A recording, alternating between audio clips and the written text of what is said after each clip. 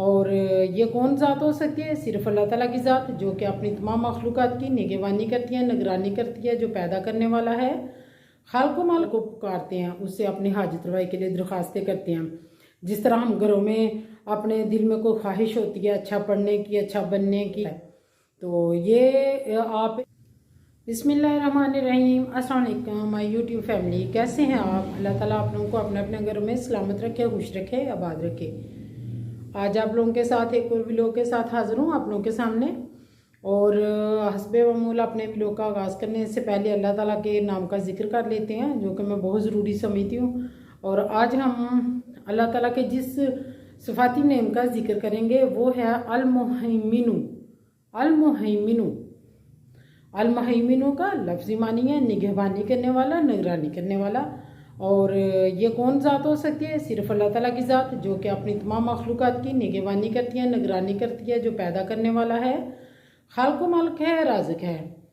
अब मैं आपको इसके फ़ायदे बताऊंगी, इसके वजीफ़े बताऊंगी। इसका पहला फ़ायदा और पहला वजीफ़ा मेरे नज़दीक ये है,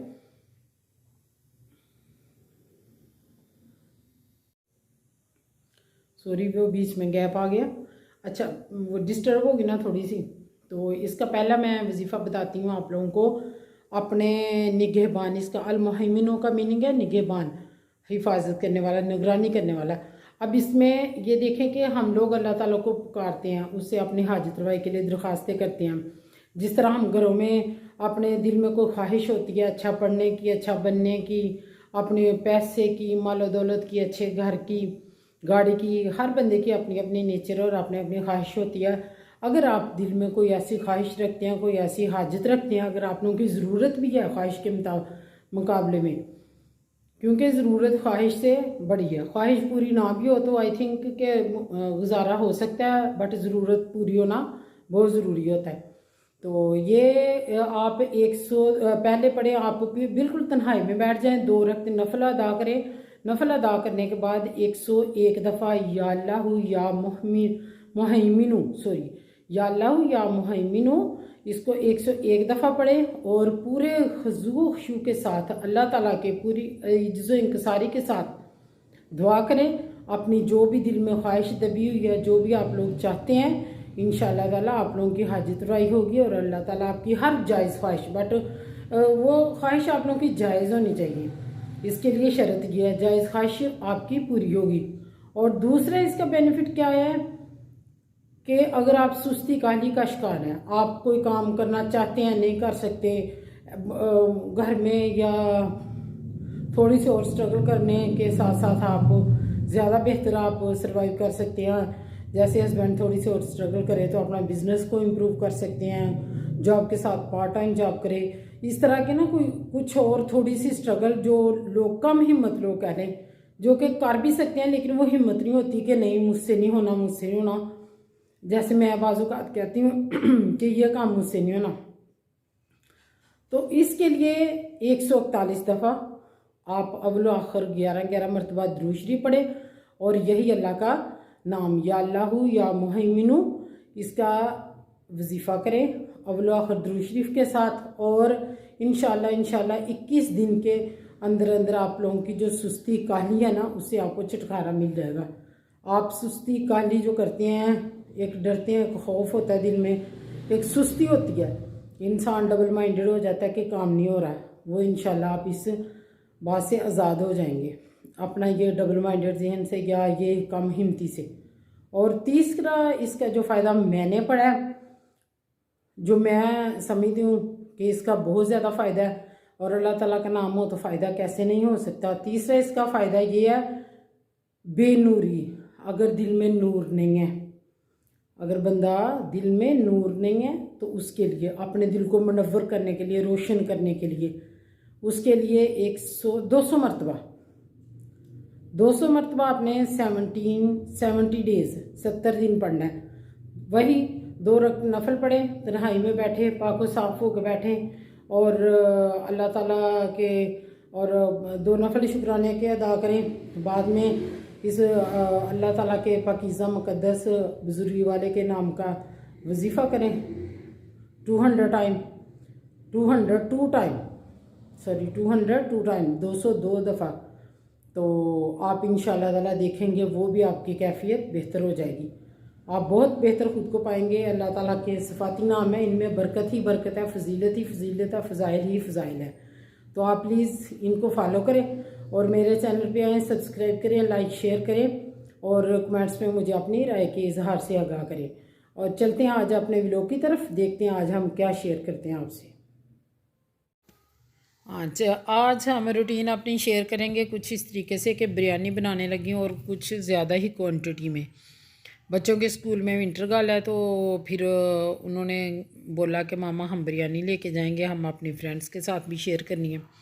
मैंने कहा चलें ठीक है। या मैं बिरयानी को मैरिनेट कर रही हूँ। पहले मैंने सोया सॉस डाली है और 2 kg ये है चिकन है, सोया सॉस डाली है, चिली सॉस डाली है, अदरक लहसुन का पेस्ट डाला है उसमें, और उसमें मैंने डाला है नमक, मिर्च, खड़े मसाले डाले हैं। अभी मिर्च नहीं डाली, हाँ ये डाल दिया मिर्च भी।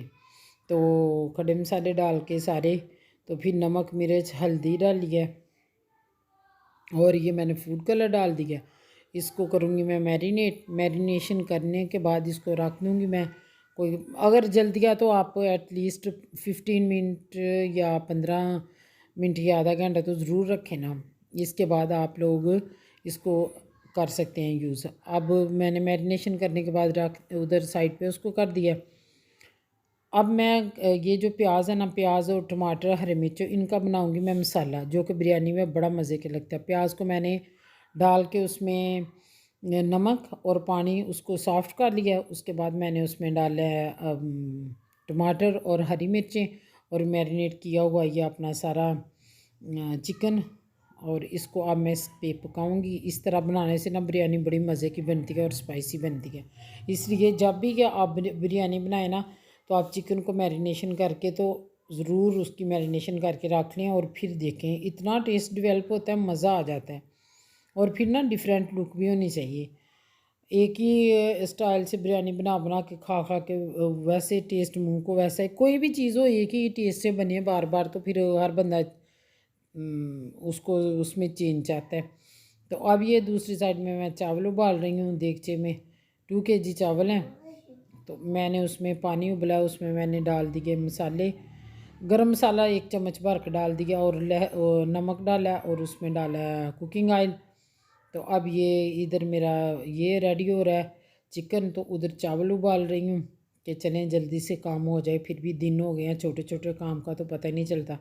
अब ये देखें एक कनी रह जाए चावलों में, तो फिर आप लोगों ने इसको स्टेन कर लेना है। तो अब मैं कर रही हूँ इसको स्टेन, और इतना बड़ा देगचा उठाना भी बड़ी हिम्मत की बात है। अब इसको मैं बड़ी मुश्किल से उठाया और ये कर दिया स्टेन। अल्हम्दुलिल्लाह ये हो गया, बड़ी अच्छे से स्टेन हो गए हैं चावल। तो इस तरह मैं स्टेन कर लेती हूँ। ज़रा थोड़ा पानी तो फैलता है, लेकिन ये है कि पानी फेंक के नीचे वाइपर लगाए साफ़ हो जाता है। वो ड्रेन्स है ना बनी हुई साथ ही है, तो इसलिए झंझट नहीं है कि फैलावा पड़ेगा, गंद पड़ेगा, ये कोई मसला नहीं है। सिंक में रखने से बेहतर है, मैं यही समझती हूँ कि ईज़िली काम हो जाए ना वो, क्योंकि इतना हैवी है, इसको रिस्क है बहुत बड़ा है इस तरह इतना बड़ा देगचा उठाना और थोड़ी जगह पे फिर उसको मैनेज करने की कोशिश करना, ऐसा ना हो कि फिर गले पड़ जाए। और अब बिरयानी रेडी होगी, उसको मैं कर रही हूँ, उसकी मैं तह लगा रही हूँ। तो पुदीना और धनिया तो था नहीं, मिर्चें थीं सब्ज़, तो वो फिर बच्चे हैं नहीं पसंद करते, वो मैंने लगाया नहीं। फूड कलर लगा के मैंने उसको लगा दिया दम लगाऊंगी 15 से 20 मिनट, और इसके बाद करेंगे हम इसको डिश आउट। वो देखें दम लगने के बाद कुछ इस तरह से बन गई। बस यही था आज का मेरा व्लॉग। पसंद आए तो लाइक शेयर सब्सक्राइब ज़रूर करें। खुश रहें, खुश रहने दीजिए। अल्लाह हाफिज़।